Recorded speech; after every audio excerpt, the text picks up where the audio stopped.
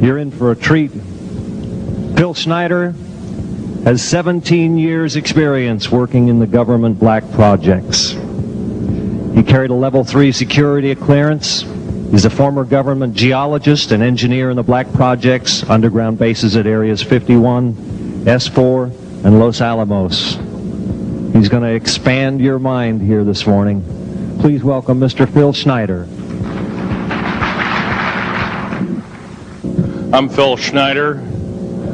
I spent 17 years in black budget programs, government geologist, as engineer, structural engineer with aerospace applications, self-taught metallurgist, became kind of famous in my own right. I basically would have a set of notes here, but they're unavailable in all this melee. Up here I have different artifacts explaining some of them are alien metals that have been produced both on this planet and the confines of outer space that are now used in all stealth aircraft. All stealth aircraft, for instance, all black jets, what you're seeing of black helicopters and the like, the skins and the coatings and the residues that are used predominantly in the aircraft themselves, in the airframes and the rotor blades and the fans, and in some cases in submarines, special titanium hulls, in the Phoenix class submarines now. All this has come from alien technology. 1947 is what the public has been told.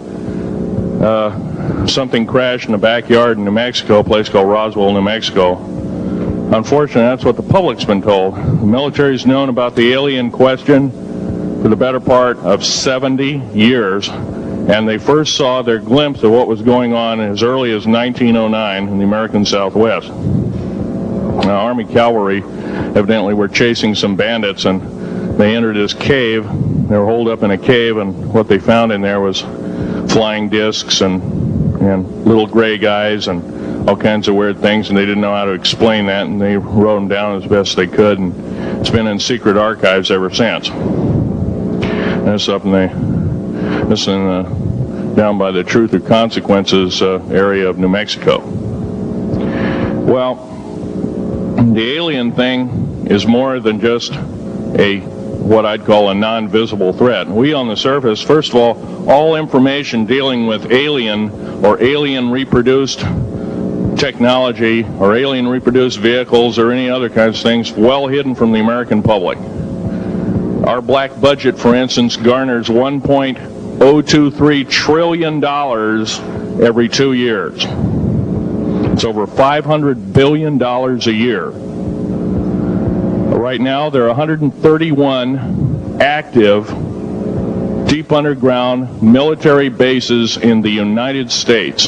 There's 1,477 of them worldwide.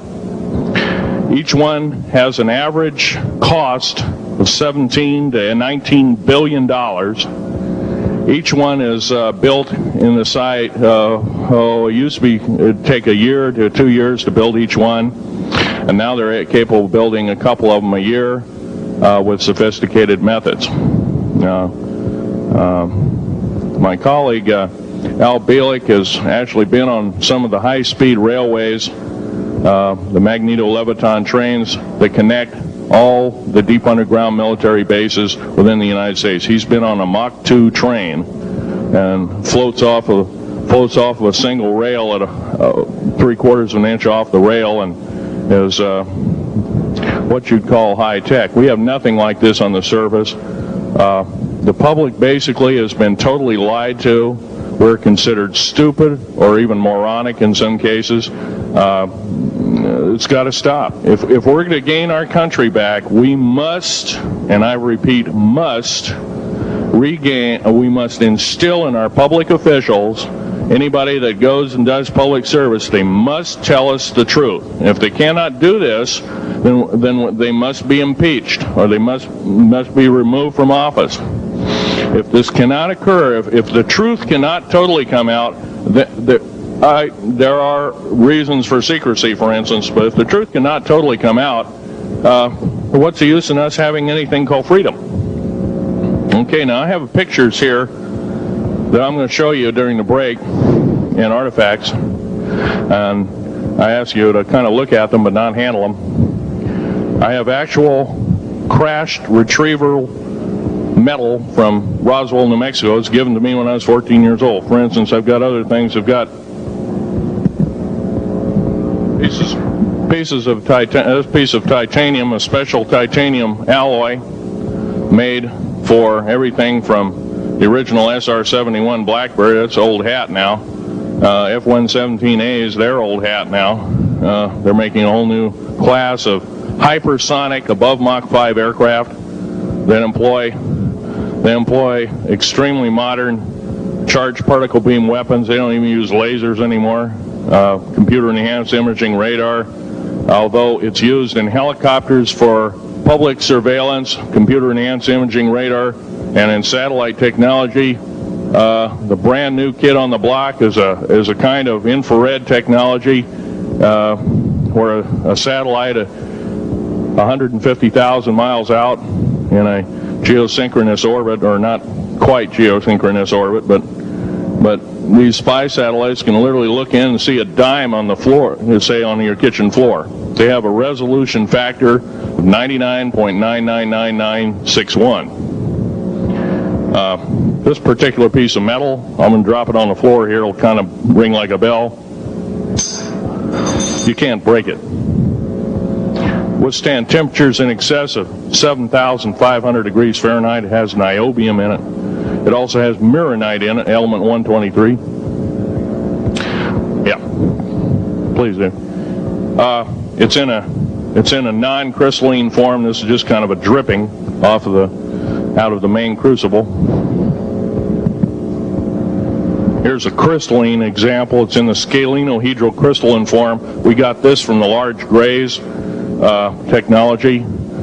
This is grown in the confines of outer space, which has not quite a super vacuum, but by the way, this is capable of withstanding temperatures in excess of 10,000 degrees Fahrenheit.